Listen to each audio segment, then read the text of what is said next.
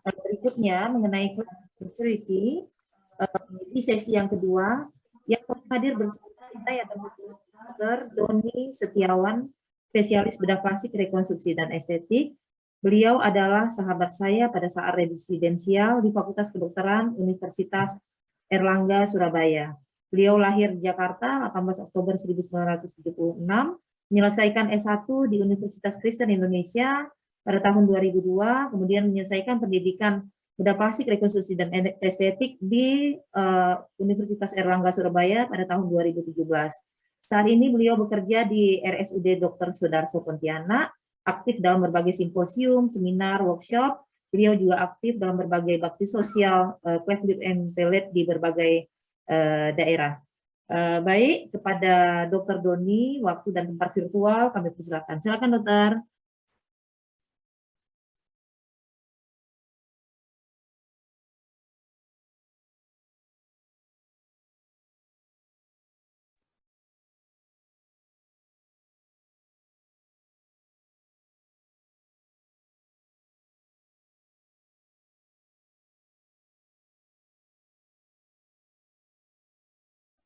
Ya, terima kasih Dr. Mirna. Sudah jelas ya Dr. Mirna ya? Suara saya?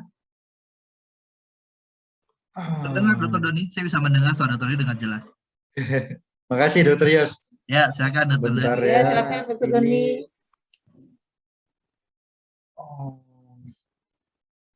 Ini screen share ya. Nah, ini kita dapat tugas dari ID sama Prapi buat ngisi stadium general. Ya. Ya. Dari di layarnya sudah terlihat semua ya? Iya, Dokter Doni sudah kelihatan Sudah jelas clear ya, sekali Dokter Mirna gambarnya. ya? Iya, Ya. silakan Dokter Doni. Oke. Terima kasih untuk kesempatan yang diberikan kepada saya, terutama dari pengurus besar Ikatan Dokter Indonesia yang sudah memberikan kepercayaan pada saya sebagai pembicara di Stadium Generale ya, webinar terbesar ya yang ada di Indonesia. Nah, kebetulan dari Perhimpunan Prapi saya diberikan kesempatan untuk mengisi tentang Cleft dan charity ya, operasi gratis buat anak-anak dengan kelainan pada minggu cumi dan langit-langit. Jadi kalau kita tadi sebelumnya saya buka dulu. Assalamualaikum warahmatullahi wabarakatuh. Selamat pagi, salam sejahtera, salam kebajikan, namo buddhaya. Jadi kalau bicara tentang Cleft ini tadi berhubungan sama program studi juga. Jadi kalau kita dokter umum dulu, apa sih yang bikin tertarik pengen masuk bedah plastik? Salah satunya ya tentang Cleft ini karena kasusnya di daerah-daerah itu banyak. Nggak hanya di kota saja, di daerah-daerah juga banyak, apalagi sekarang karena sudah semakin banyaknya media sosial itu makin terekspos lah para penderita ini dengan informasi yang ada. Jadi sebelum masuk ke charity-nya, saya mau memberikan beberapa kuliah yang sebenarnya sebagai introduction saja. Ya. Jadi bibir sumbing dan langit-langit ini atau yang disebut dengan Cleft and Pellet ya, itu di mana dia itu tebelah.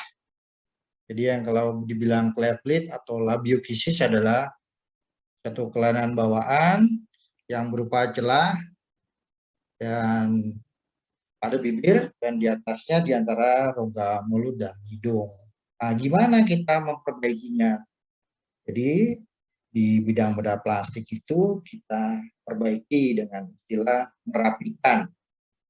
Makanya perhimpunan kami namanya rapi jadi kan apa yang diperbaiki yaitu bibirnya sendiri, dan bila ada kelainan di langit-langitnya kita perbaiki langit-langitnya. Begitu juga selanjutnya yang akan nanti kita bahas lebih dalam. Nah ini ya, istilah dari CLP itu banyak. Jadi ada yang bilang labio, gnato, palatus, kisis. Ada yang bilangnya celo, gnato, palato, kis, ya. Ada lagi yang istilah lain ya, asal dan lain-lain. Nah, untuk definisi sendiri, di mana CLP itu adalah celah bibir dan langit-langit yang disebut dengan palatum, adalah suatu kelainan kongenital di mana terdapat cacat atau celah pada bibir dan atau palatum akibat terganggunya fungsi selama masa pertumbuhan intrauterin. Ya. Nah ini diambil dari buku nih, bukunya Dewanya Bedah Plastik gitu ya. Buku segala buku ya, kalau mau masuk bedah plastik ya belajarnya ya dari Greven Smith ini. Nah, ini anatomi normalnya kalau kita sebagai seorang manusia normal. Nah, ini di anatomi dijelaskan di sini bahwa wajah itu, terutama bibir dan hidung, diikuti dengan ada ujung hidung yang disebut dengan nasal tip, ya. Nah, ini kemudian dia untuk membentuk menjadi harmonis itu juga harus ada cartilaguna, ada columella ya, kolum ini pilar. Kalau kita bangun rumah itu kan ada pondasi, ada pilarnya. Nah, begitu juga hidung kita ini harus ada pilarnya yang membentuk dari hidungnya itu sendiri. Kita berdiri tetap dengan baik dan sempurna.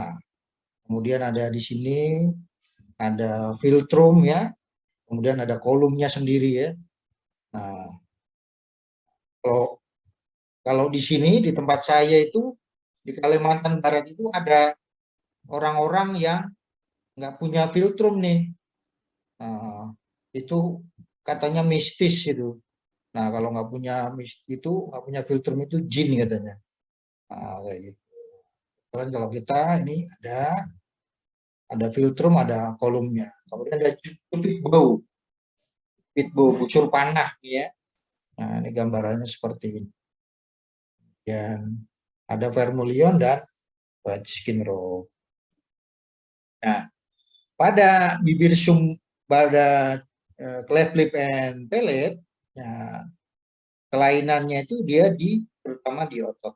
Jadi kalau dia ototnya yang sebelah kiri saya ini dari layar ini, dia terbentuk sempurna ya, labialis superiornya ya, otot-ototnya ini ya. Nah, untuk yang cleft ini dia putus. Nah, dia putus. Ototnya putus yang nanti akan kita perbaiki. Nah, begitu juga kalau ototnya putus, dia pembuluh darahnya juga putus juga dia. Ya, ini dia harusnya menyambung dia kiri dan kanan. Ya, ini ascending septal dari superior labialis ya, labialis superior ya. Harusnya ini membentuk anatomi yang baik. Nah, pada cleft ini dia terputus. Nanti kita sambung menjadi satu dan akan terbentuk pembuluh darah yang baru untuk angiosom ya. Cukup dari pembuluh darah ini akan kita dekatkan dan akan operasinya itu mendekati sempurna. Nah, ini epidemiologi ya. Jadi bibir sumbing dan langit-langit atau CLP ini adalah kelainan wajah yang paling sering kita jumpai ya. Dari beberapa literatur itu sudah diteliti dari tahun 1939 ya. Itu oleh Koch dan Anderson itu dia meneliti bahwa perbandingannya itu dari 750 kelahiran hidup itu ada satu yang menderita CLP. Begitu juga diteliti pada tahun 1950 oleh Ivy, kemudian Fogg Anderson juga meneliti juga, jadi semakin insidennya menjadi 2 kali lipat dibanding 5 tahun sebelumnya dan akan menjadi 3 lipat pada 100 tahun terakhir. Jadi semakin lama karena informasinya makin jelas, makin ini jadi banyak ditemukan. Kemudian tahun 71 Budi dan Habib juga melaporkan 2:1 untuk 1000 kelahiran hidup di Asia. Nah, begitu juga dengan epidemiologi yang lain ada di Eropa, Australia, begitu juga kita di Surabaya ya. Jadi kisaran epidemiologi ini adalah kurang lebih 1:1000 lah kelahiran hidup yang bisa kita temui ya.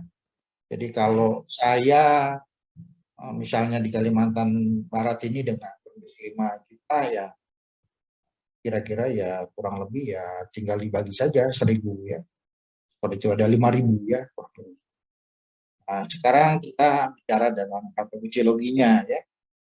Nah, untuk perkembangannya dari ini bedanya kita sama dokter umum nih. Nah, kekuatan dokter umum itu ada di embriologi sama patofisiologi ya.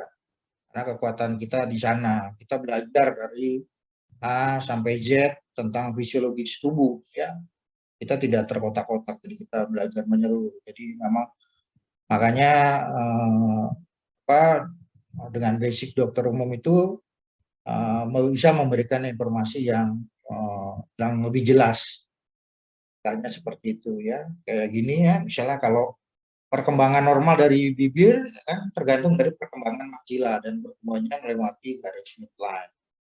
Jadi bisa di mana tuh membutuhkan jumlah mesodrom. Jadi cikal bakalnya tuh mesodrom ya.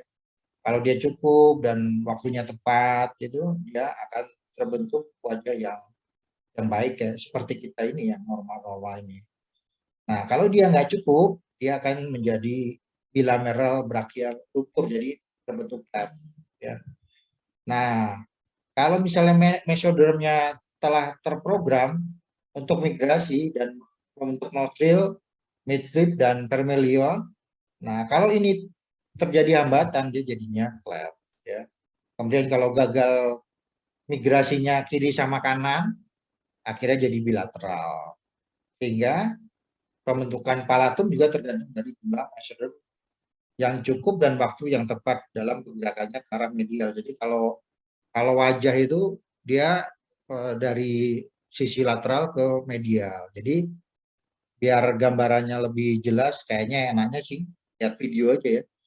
Kalau bedah plastik ini kita lebih senang gambar sama nonton video ya. Nah ini gambarnya nih. Nah gambarnya, nah ini kalau di kita dari embriologinya tuh, dari budiganya, ini ada prominent yang penting dari pembentukan wajah ya. Ada yang frontonasal, nasali sendiri, kemudian maksila, kemudian mandibula. Nah, biar mengingatkan kita ya, kalau ada ibu hamil atau yang perempuan sedang hamil itu diperhatikan nih trimester pertama tuh harus dijaga benar-benar ya. Ini mudiga 24 hari ya. Nah, ini mulai terjadi embriologinya nih ya. Nah, ini yang warnanya biru akan menjadi hidung yang sisi lateral. Kemudian yang warnanya kuning atau kreminnya atau coklat ini akan menjadi sisi hidung yang medial. Sedangkan yang merah ini akan menjadi maksila dia. Ya.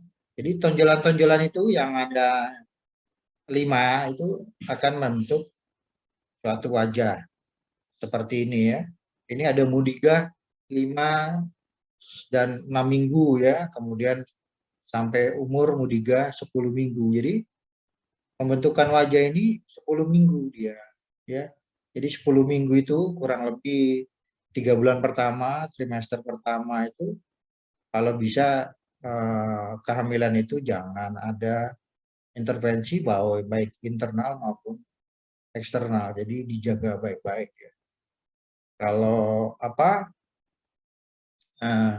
bilang juga ada punya pasangannya, suaminya ya tahan-tahan dulu lah, gitu.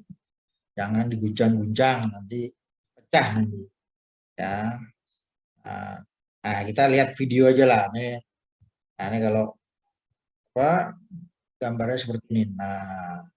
Nah ini dia biganya. Ini kalau dia cleft ini di sini terbelah, tapi kalau ini ya kalau terbentuk yang baik itu dia ini biasanya cleft ada di sini ya. Ini. Nah, jadi teori yang patofisiologi ini menjadi suatu film yang barusan saya presentasikan. Oke. Nah, etiologi dari cleft lip and palate itu ada yang sindromik dan non sindromik. Kalau sindromik itu biasanya diikuti kelainan anomali yang lain ya, seperti ada kelainan di jantung ya, atau kelainan di ekstremitas ya, bisa ada sidaktili kayak gitu.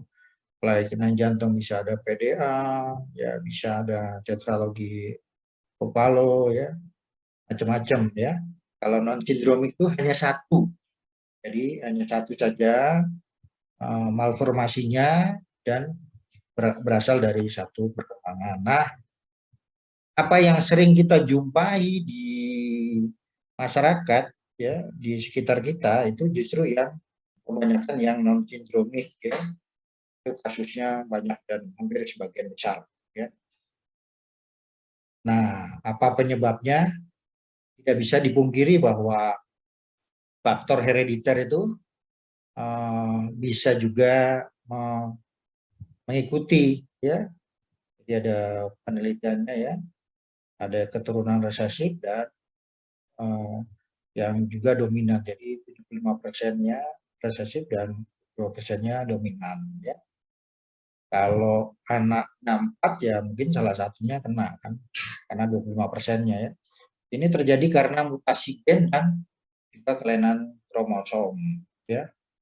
Nah, ini nanti berhubungan juga nih kalau lagi apa terjadi pernikahan juga, makanya kan pernikahan-pernikahan yang satu keluarga atau incest itu kan harus dihindari ya. Takutnya adalah terjadi faktor herediter ini ya. Atau jadi bisa juga mohon maaf itu bibir sumbing juga kadang-kadang nggak selesai-selesai karena yaitu kita udah operasi, udah bikin ganteng sama bikin cantik, kemudian dia pacaran menikah ya, nggak, mudah-mudahan jangan, tapi ya karena ada penelitiannya ya bisa jadi juga cleft lagi nanti seperti itu. Kemudian ada juga dari faktor eksternal dan atau lingkungan. Jadi faktor usia ibu ya, itu pengaruh, masih muda banget sekali, remaja maupun yang sudah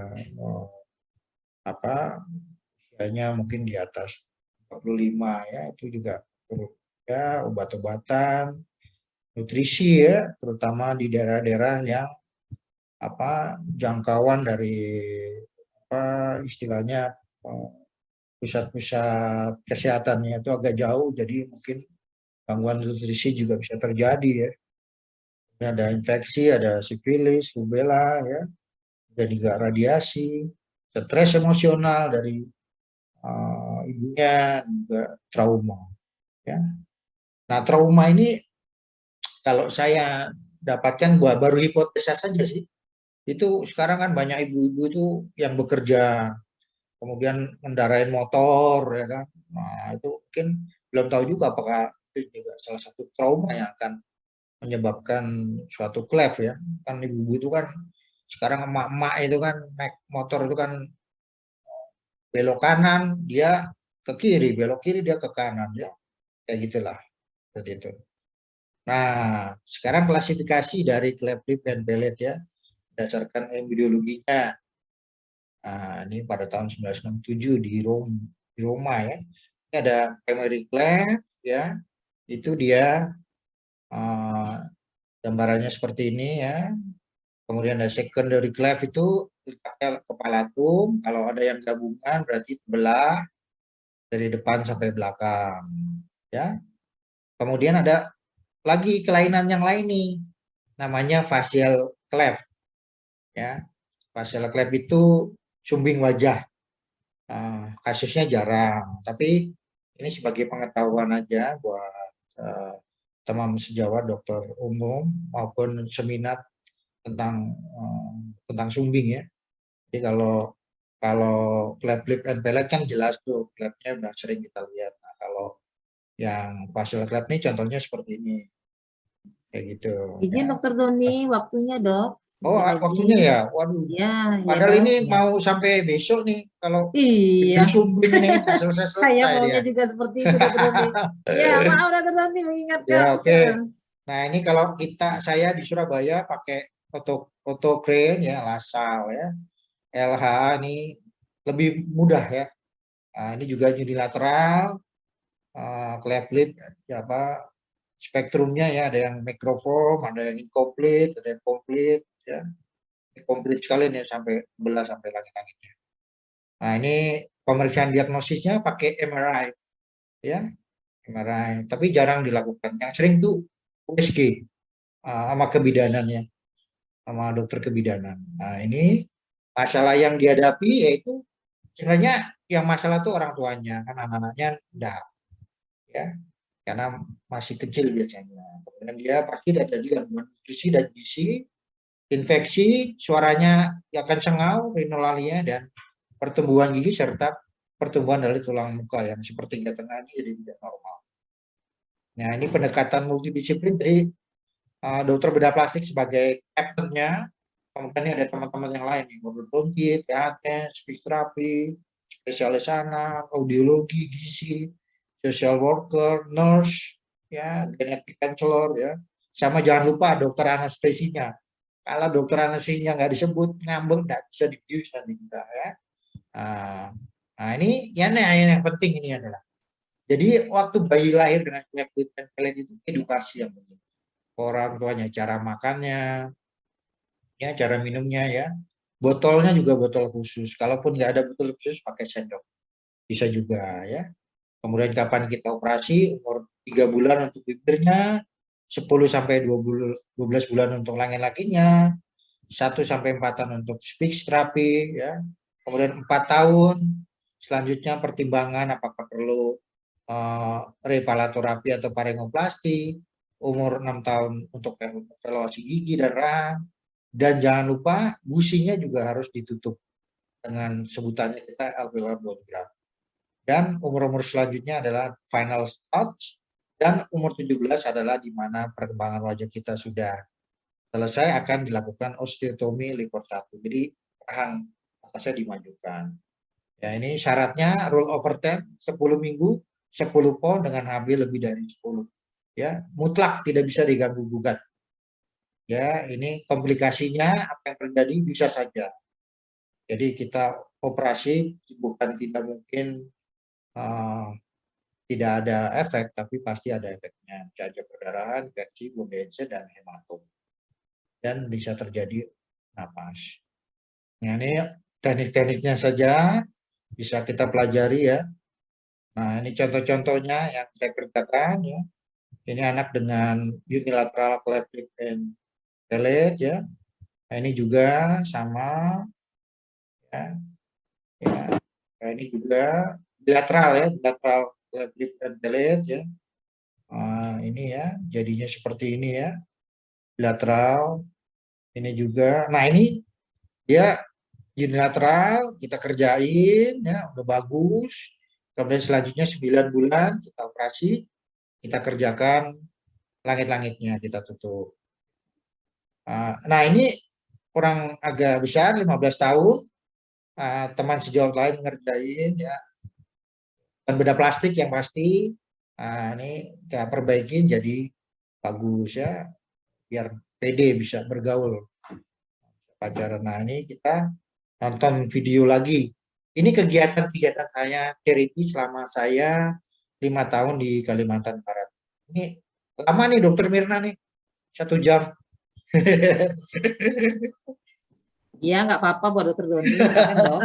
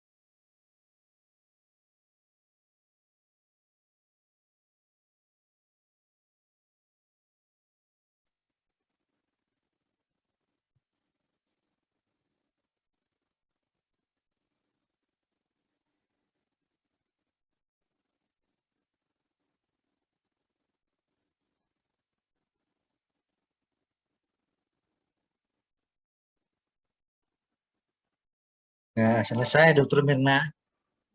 Ya,